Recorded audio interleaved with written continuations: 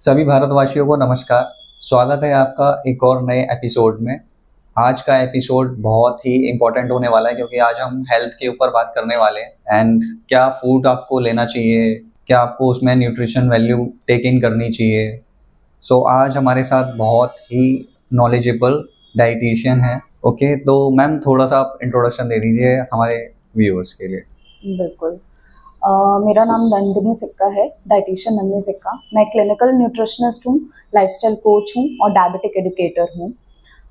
मेरे को 6 साल से ऊपर का एक्सपीरियंस है और मैंने बहुत सारे हॉस्पिटल्स के साथ काम किया है, जिम्स के साथ काम किया है, डॉक्टर्स सर्जन्स के साथ काम किया है and now I have my own 2 clinics name catch health. This is my brand name catch health.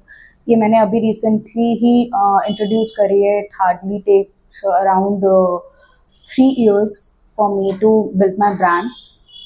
तो अभी मेरी जर्नी जो है कैच हेल्थ के साथ काफ़ी अच्छी जा रही है। अभी यही है कि आगे कैसे क्लाइंट्स को कैसे ट्रीट करना है, पेशेंट्स को कैसे इंडल्ज करना है गुड फूड हैबिट्स में। मैम आपने डिसाइड कैसे किया कि मेरे को डाइटिशियन ही बनना है? पहले आपका कुछ और था जब आप 9th 10th में थे। 9th 10th में जब थी तब तो बिल्कुल मेरे पास कॉमर्स थी। अच्छा। उसके बाद मैंने डिसाइड किया कि हाँ, एक हेल्थ एक ऐसी एक वेलनेस सेक्टर बहुत बड़ा सेक्टर हो सकता है, काफ़ी बूम पे है जैसे आज भी। तो एक ये है, कोविड के बाद तो बहुत ज़्यादा बूम पे आया। उसके बाद तो बहुत डिटर्मिन हो गई थी कि हाँ, डाइट में ही जाना है टू कंसल्ट अ पेशेंट, कि हाँ उसको कैसे ट्रीट करना है, एक हेल्दी लाइफस्टाइल कैसे देना है।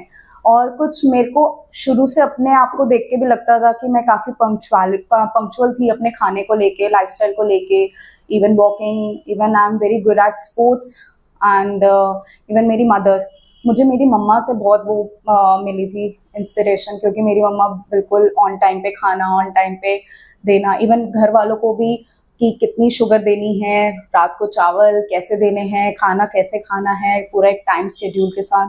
तो उन सब से मुझे एक लगा कि हाँ, this is the very great career for me to go. Okay, थोड़ा सा ब्रेक डाउन कर सकते हैं हमारे लिए कि आप डाइट में क्या क्या लेते थे? सुबह की शुरुआत कैसे होती थी? सुबह की शुरुआत जनरली मेरा खाली पेट पानी के साथ होती है। उसके आधे घंटे के बाद मैं नट्स लेती हूँ और उसके 1.5 घंटे के बाद मैं अपना ब्रेकफास्ट करती हूँ। तो 1 घंटे का गैप होता है जनरली। और ब्रेकफास्ट में मैं जनरली, जैसे मैं पंजाबी फैमिली से हूँ, तो कभी पराठा खाना, कभी ओट्स लेने, कभी पोहा लेना, तो ये सब मेरे घर में चलता है। और उसके 2 घंटे के गैप में मैं अपना फ्रूट, जो मैं क्लिनिक लेके आती हूँ, फ्रूट लेना, या फिर कोई भी स्नैक करना। जैसे कभी मैंने अगर मखाने ले लिए, रोस्टेड चने ले लिए, तो अपने मील गैप्स को कवर करना। फिर उसके 2 से 3 घंटे के गैप में मैं अपना प्रॉपर लंच करती हूँ। मीटिंग्स अगर होती हैं तो लंच या तो मैं पहले कर लेती हूँ, या उसके बाद अगर पोस्टपोन होता है, मुझे पता है कि मील गैप होने वाला है, तो मैं अपने मील गैप को कवर करने के लिए आई टेक समथिंग, कि कभी कुछ किशमिश ले ली। मेरे इवन ड्रॉर में, क्लिनिक के ड्रॉर में सबको पता होता है कि हाँ, मैम के ड्रॉर में ये चीज़ें मिलेंगी, टू ईट समथिंग, टू मंच समथिंग बेसिकली।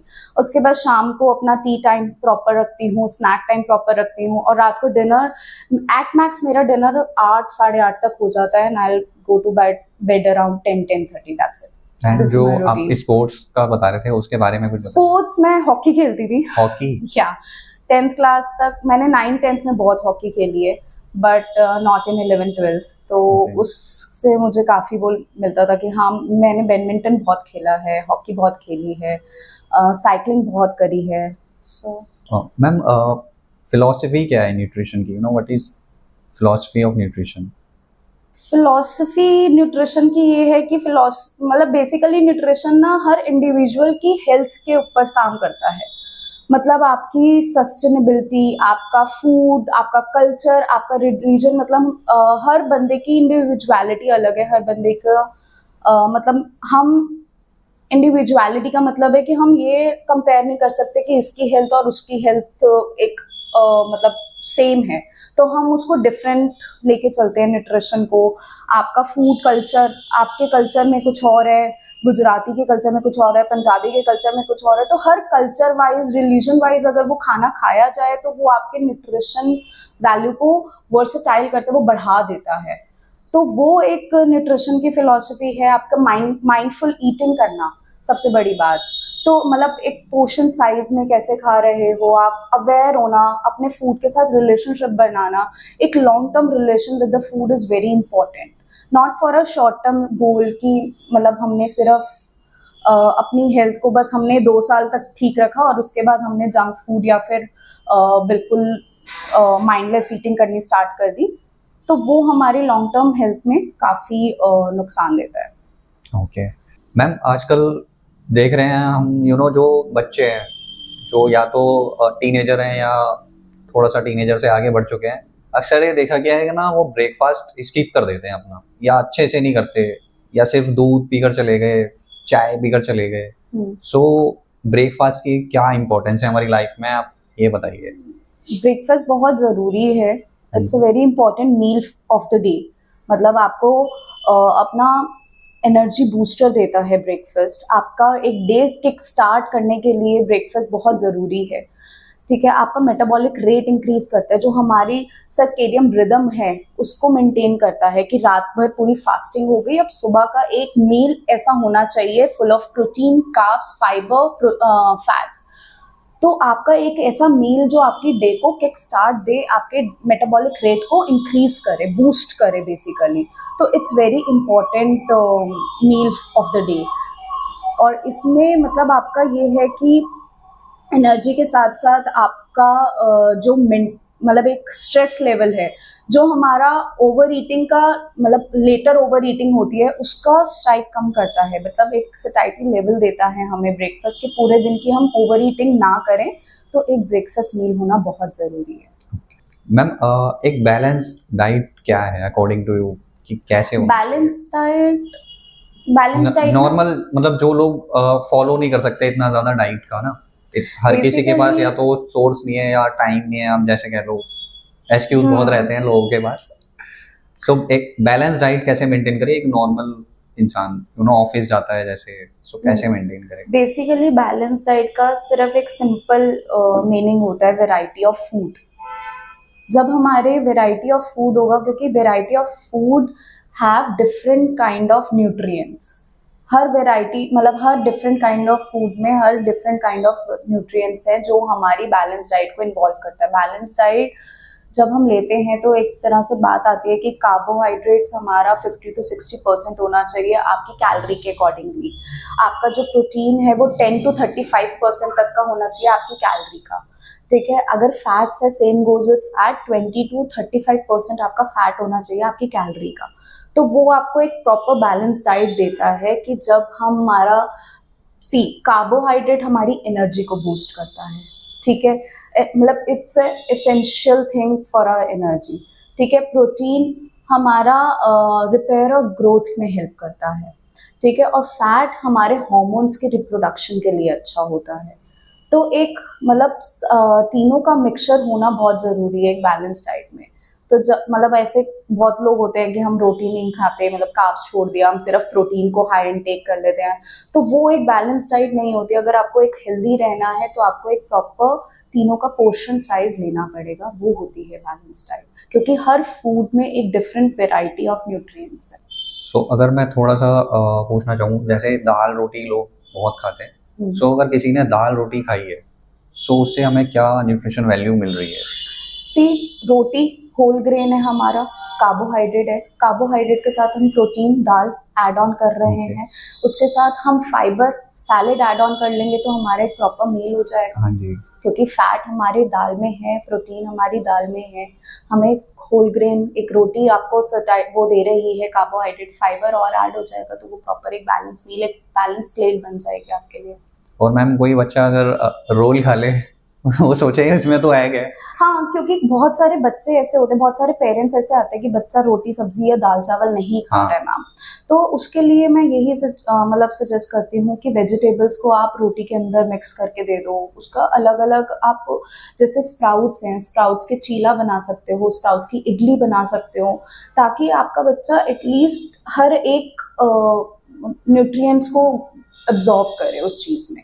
बहुत बच्चे सैलेड नहीं खाते, तो मैं पेरेंट्स को यही कहती हूँ कि बीट रूट को रोटी मतलब आटे के अंदर मिक्स कर लो, वो कलर भी अच्छा दे देती है, पिंक कलर की रोटी बन जाएगी, या फिर राइस में ग्रेट कर लो, क्योंकि बीट रूट का अपना कोई टेस्ट नहीं होता, तो वो राइस आपके पिंक कलर के हो जाएंगे, तो बच्चों को भी थोड़ा मतलब अट्रैक्टिव लगती हैं ये चीज़ें खाने में। तो हाँ, स्कूल में लंच लेकर गए तो क्लास में बचेगा नहीं ना फिर। हाँ मतलब स्कूल में लंच लेके गए तो वो बचेगा नहीं, क्योंकि ये चीजें इतनी अट्रैक्टिव होती हैं। बट हाँ वही है, बच्चों के साथ इवन बड़ों के साथ भी, बहुत सारे बड़े भी ऐसे आते हैं कि हमने कभी सैलेड नहीं खाया, हम कभी दालें नहीं खा सकते। अभी रिसेंटली मैंने अभी एक क्लाइंट को ट्रीट करा है जो दालें नहीं खाता, सब्जियां बहुत कम खाता है, सिर्फ चिकन या फिर बहुत गिनी चुनी सब्जियां। तो वो मतलब मैंने उसको फिर इंडल्ज करवाई चीज़ों के लिए कि क्या क्या आप इंक्लूड कर सकते हो, कैसे इंक्लूड करो ताकि आपके एक प्रॉपर मील बने। ओके मैम, जैसे आपने चिकन की बात की, तो चिकन अगर कोई डेली कंज्यूम कर रहा है, काफ़ी मैंने लोगों को देखा है, खासकर स्पेशली जब लोग फिटनेस में होते हैं, तो वो डेली उनका चिकन या मटन या फिश कह लो, सो क्या आपको लगता है कि मतलब ये कहीं ना कहीं नुकसान देते हैं, ऐसा कुछ है? ऐसा होता है। ओके। क्योंकि ज्यादा प्रोटीन इनटेक भी हमारी बॉडी के ऑर्गन्स को इफेक्ट करता है, हमारे लीवर को इफेक्ट करता है, हमारे हार्ट रेट को इफेक्ट करता है। तो हाँ, regular consumption of chicken, mutton और एग्स इट्स नॉट गुड। मतलब आप खाओ, obviously we need protein for our body, but उसके साथ आपका या तो एक्सरसाइज या फिजिकल एक्टिविटी बहुत ज्यादा इंक्रीज हो, तो हम ये कह सकते हैं कि आपकी कैलोरी बर्न हो रही है उतनी। और आप हर मील में चिकन या फिर मटन नहीं खा सकते, एंड रेड मीट तो वैसे भी it's not good for our health. Ma'am थोड़ा सा बता दीजिए, जैसे नॉर्मल लोग हैं या चलो फिटनेस में भी हैं, सो चिकन मटन मतलब नॉन वेज वो एक वीक में कितनी बार खा Once a सकते हैं? week, twice a week is okay to have. Twice a week is okay. Not mutton. Red meat is really bad. Okay, Only chicken you can have. थोड़ा differentiate कर सकते हैं कि मतलब रेड मीट और red meat chicken? हमारे cholesterol level को high करता है, ओके। हमारे हार्ट डिजीज को इंक्रीज करता है। It's not good for our heart. अगर हम मेल्स की बात करें तो मेल्स में ज़्यादा हार्ट डिजीज होने के चांसेस है और कोलेस्ट्रॉल हाई होने के चांसेस हैं, तो उनके लिए तो रेड मीट इज। और मैम जैसे आपने सैलेड्स की काफ़ी बात की है, तो हम थोड़ा इजी कर देते हैं ऑडियंस के लिए, तो थोड़ा सा वैसे जर्नली तो लोग कुकुम्बर मैंने देखा है और टोमेटोज देखे हैं, ऑनियंस देखे हैं, क्यूकम्बर, ये टमाटो, बीटरूट ऐड करो, ठीक है।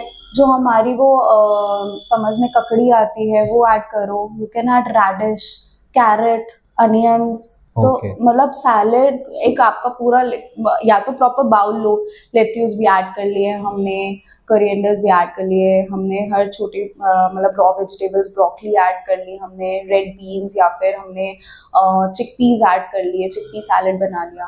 तो हम डिफरेंट टाइप ऑफ सैलेड बना सकते हैं। ओके मैम, जैसे कई बार मैंने ये सुना है कि लोग बोलते हैं अक्सर कि हमने सब्जियों को पकाकर खाया, काफ़ी ज़्यादा पकाकर हमने खाया तो उसकी न्यूट्रिशन वैल्यू ख़त्म हो जाती है, तो बहुत लोग प्रेफर करते हैं कि हम जैसे अब्रॉड में अमेरिका वगैरह हमने देखा है कि वो लोग है ना पकाकर नहीं खाते हैं, वो वेजिटेबल्स को रॉ ही खाते हैं। पहली बात, बाहर के जो हमारे अब्रॉड्स है वो जो है वहाँ का जो वेदर है और इंडिया का जो वेदर है वो बहुत वैरी करता है इस चीज के लिए। ठीक है, पका के खाना इज नॉट बैड, मतलब उसमें आप कितने क्वांटिटी ऑफ ऑयल डाल रहे हो, क्योंकि अगर हम इंडियन कुकिंग की बात करें उसमें हमारे हर्ब्स और स्पाइसेस भी ऐड हो रहे हैं, विच इज गुड।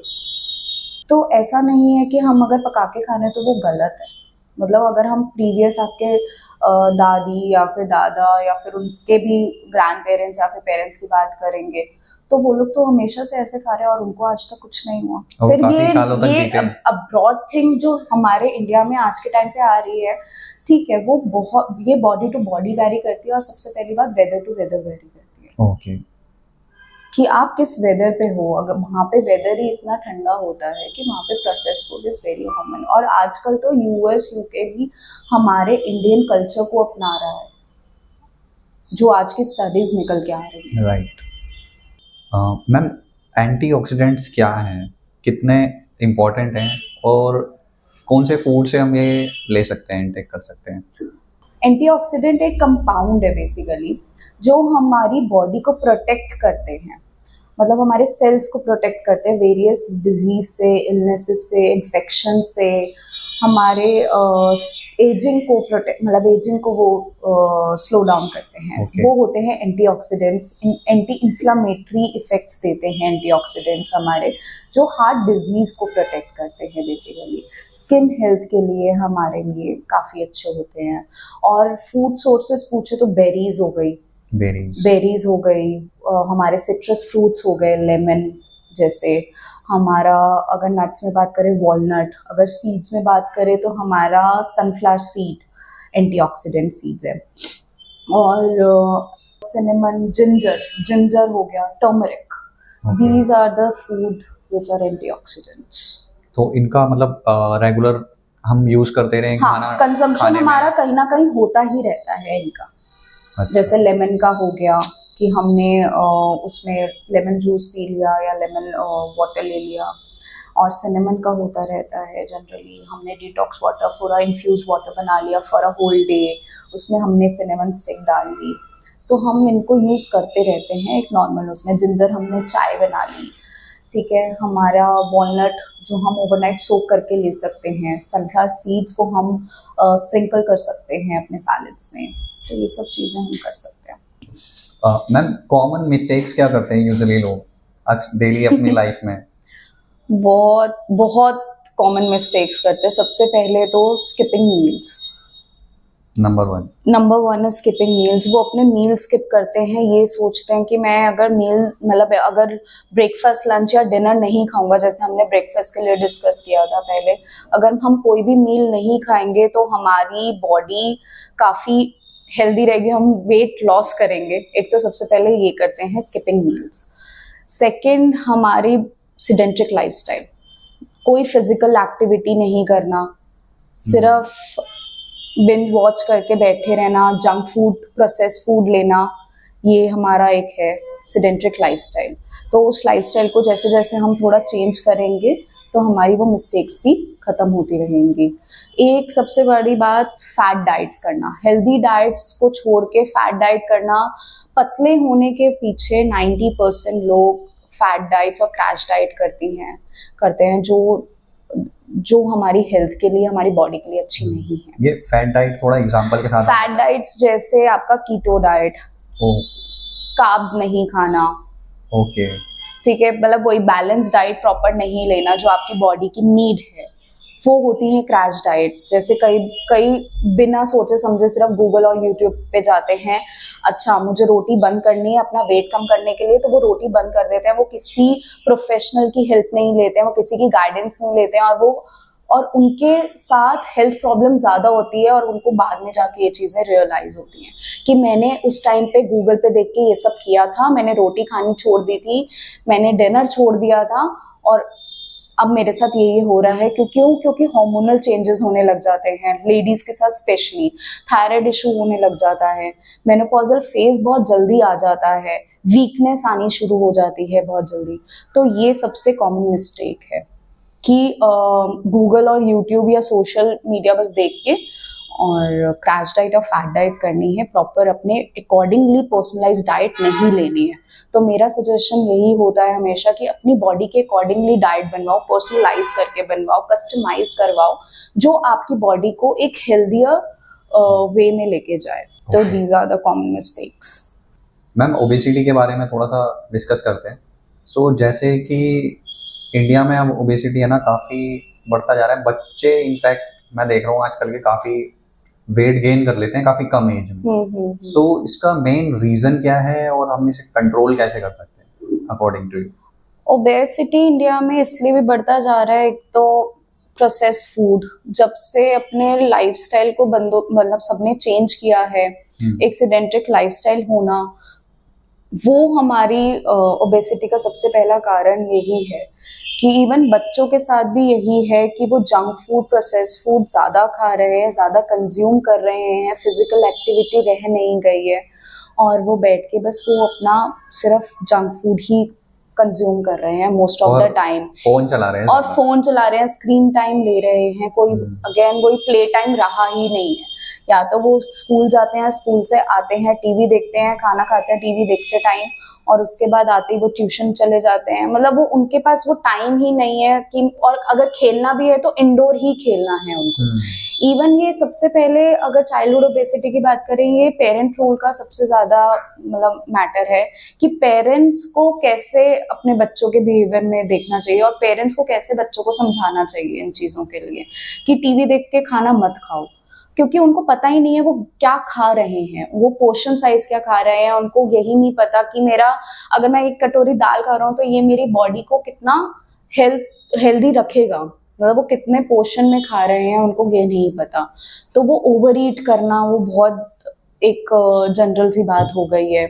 सेकंड, अगर हम एडल्ट ओबेसिटी की बात करें तो स्किपिंग मील्स, अगेन लोगों को लगता है कि मील स्किप करके मैं वेट लॉस कर लेता हूँ, बट नहीं। तो माइंडफुल ईटिंग करना बहुत ज़रूरी है, अपने पोर्शन में, अपने फूड के लिए अवेयर होना।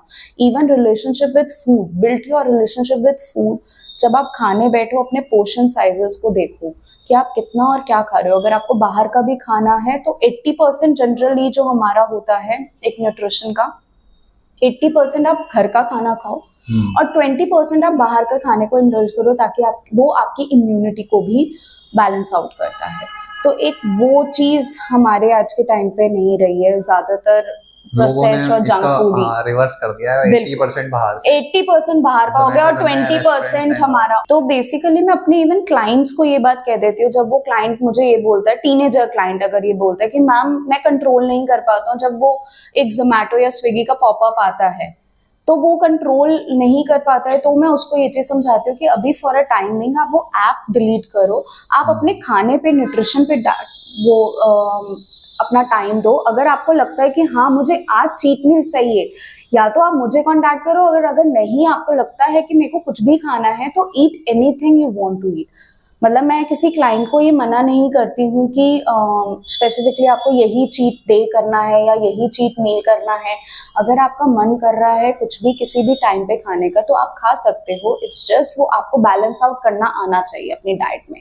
तो वो 80% जो हमारा घर का खाना है वो आप अपनी डाइट में इंक्लूड करो, और 20% को उस बाहर का ही रखो, रादर देन इसका रिवर्स करो। सो ओबेसिटी का मेन कारण यही है। और एक ये भी हो सकता है कि जो आजकल मैंने जैसे अभी एक्सप्लेन किया था, फैट डाइट्स जो आती हैं, तो जो हेल्दी नहीं खा रहे हैं और फैट डाइट्स जैसे सिर्फ बिना सोचे समझे इंटरमिटेंट डाइट्स पे चले गए कि मुझे पतला होना है और वो इंटरमिटेंट डाइट्स कर रहे हैं।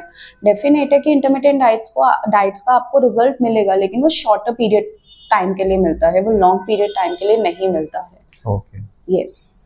तो आपको किसी प्रोफेशनल के अंडर ही वो डाइट्स करनी चाहिए जो आपकी हेल्थ को आगे तक के लिए इम्प्रूव करे, रादर देन वो शॉर्ट पीरियड रिजल्ट दे आपको। मैम जैसे कि आजकल हम देख रहे हैं इंडिया में ना, हार्ट अटैक्स के काफ़ी रेट इंक्रीज होते जा रहे हैं, शुगर के, थायराइड्स के, ये सारी डिजीज काफ़ी इम्पैक्ट कर रही हैं हमारी कंट्री।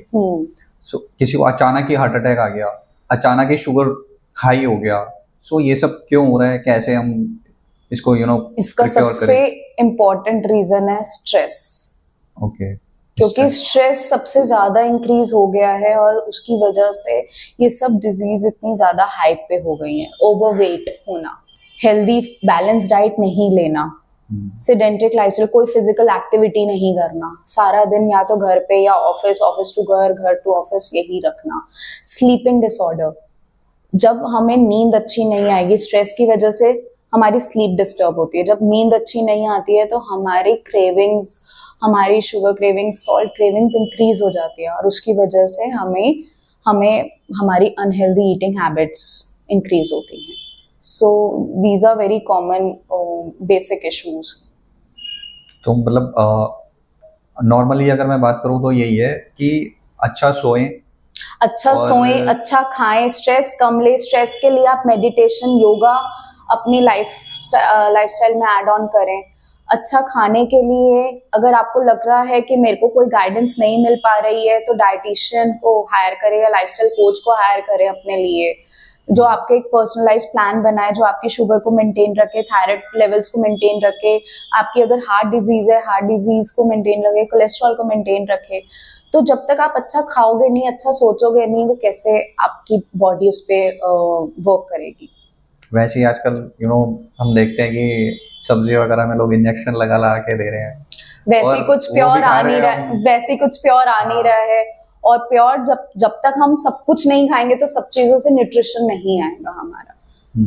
मैम, ये ऑटो इम्यून डिजीज क्या है? काफी लोगों को इसके बारे में नॉलेज नहीं है, और ऑटो ये ऑटो इम्यून डेफिशिएंसी से हम कैसे बच सकते हैं, कुछ एक्सप्लेन कर दीजिए आप।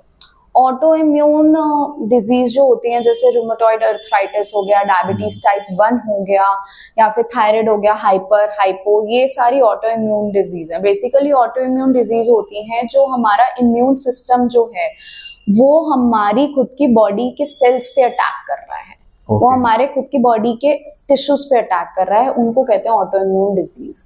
तो इनके जो सबसे बेसिक जो है इसमें बैलेंस डाइट ही आती है कि आपका ओमेगा 3 फैटी एसिड आप ऐड कर सकते हो, इसमें नट्स ऐड कर सकते हो, सीड्स ऐड कर सकते हो, seasonal fruit, seasonal vegetables, whole grains हो गया, ये सब चीजें आप ऐड कर सकते हो to avoid all these things, to maintain basically. Okay ma'am, ये है ना आजकल यूट्यूब पे बहुत चल रहा है एप्पल साइडर विनीगर करके, कि मतलब लोग इसकी तरफ ना काफी अट्रैक्टिव हो रहे हैं, बिकॉज लोगों के माइंड में ये जा रहा है कि यार इससे हम बहुत जल्दी पतले हो जाएंगे, ये बहुत जल्दी हमारी बॉडी पे इफेक्ट करेगा। सो एक वाटर लेमन भी इसी के साथ थोड़ा सा मैं जोड़ना चाहूंगा। तो वाटर लेमन वाटर और ये ACV एप्पल साइडर विनीगर के बेनिफिट्स क्या क्या हैं, क्यों हमें यूज करने चाहिए, किस टाइम पर करने चाहिए, कैसे करने चाहिए? इसके बेनिफिट्स तो काफी हैं लेमन और ACV के, बिकॉज ये एंटीऑक्सीडेंट्स हैं। ठीक है, जैसे सिट्रस फ्रूट है लेमन, तो उसके एंटी इन्फ्लेमेटरी इफेक्ट्स होते हैं हमारी बॉडी के लिए।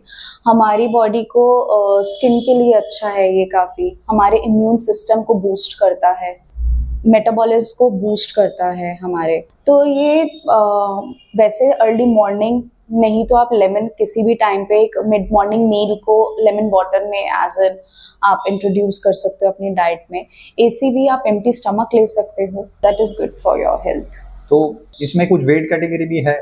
हाँ, या फिर वेट किसी भी रिड्यूस weight में के लोग वेट ले सकते रिड्यूस करता है, फैट रिड्यूस करता है, बट वो बेसिकली यही है कि वो मेटाबॉलिक रेट को इंक्रीज कर रहा है। तो जब मेटाबॉलिज्म आपका हाई और मेटाबॉलिज्म आपका अच्छा होगा तो डेफिनेटली आपका वेट मैनेज होगा। तो वेट मैनेजमेंट में वो वैसे हेल्प करता है। और जैसे मेरे जैसा पतला बंदा है कोई, तो मैं ले सकता हूँ?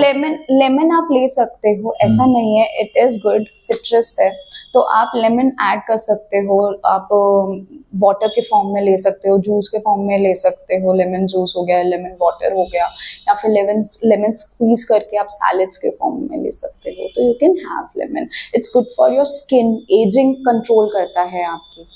और एप्पल साइडर विनीगर ले सकता हूँ? ACV आप ले सकते हो, वैसे बहुत वो है थोड़ा सा। अच्छा। ACV ले भी सकते हो, ACV आपके गट के लिए अच्छा है।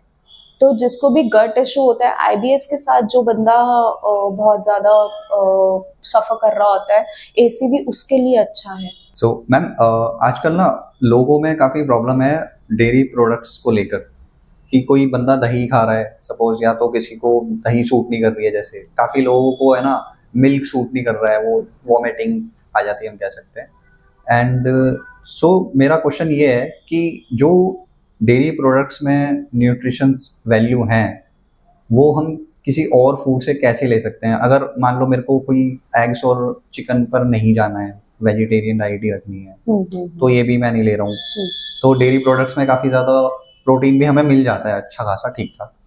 सो हम कैसे इसको वो कर सकते हैं कि मैं डेयरी प्रोडक्ट ना लेके, एग्स और चिकन ना लेके, उसका न्यूट्रिशन जो है मैं सब्स्टिट्यूट फूड आप बताओ। बहुत सारे प्रोडक्ट्स हैं, ज़रूरी नहीं है सिर्फ डेयरी प्रोडक्ट्स या फिर एग या चिकन ही है जो हाई इन प्रोटीन है। हमारे लेग्यूम्स, लेंटिल्स हो गए, चिकपीस हो गए, चिकपी सैलेड्स खा सकते हैं या चिकपीस को इंट्रोड्यूस कर सकते हैं। किडनी बीन्स, ब्लैक बीन्स हो गए हमारे फूड में। सोया प्रोडक्ट्स हो गए, सोया बीन हो गया, सोया मिल्क हो गए, ठीक है। Even quinoa you can add, buckwheat is a good source of protein, you can add हमारी दालें जैसे हैं, sprouts you can add, sprouts में स्प्राउट्स ऐड कर सकते हो, किसी भी फॉर्म में आप स्प्राउट ऐड कर सकते हो। अगर आपसे नॉर्मल स्प्राउट नहीं खाया जाता तो आप उसको, जैसे मैंने बताया था, चीले के फॉर्म में, या फिर हम उसको पराठे के उसमें स्टफिंग करके, या फिर आप इडली के फॉर्म में उसको कर सकते हो। फर्मेंटेड चीज़ें भी आप उसमें ऐड कर सकते हो। तो ये सब चीज़ें प्रोटीन के, हाई इन प्रोटीन होती हैं। Nuts even we can add, nuts, seeds. Okay, तो मतलब डेयरी प्रोडक्ट से अगर किसी को दिक्कत है तो वो ठीक हो सकती है क्या? ये सब चीजें ऐड ऑन कर सकते हो। लैक्टोज इंटॉलरेंस ठीक, मतलब ऐसा नहीं है, ये बॉडी टू बॉडी डिपेंड करता है। किसी को होता है, किसी को नहीं सूट करता। So that's okay to not to have.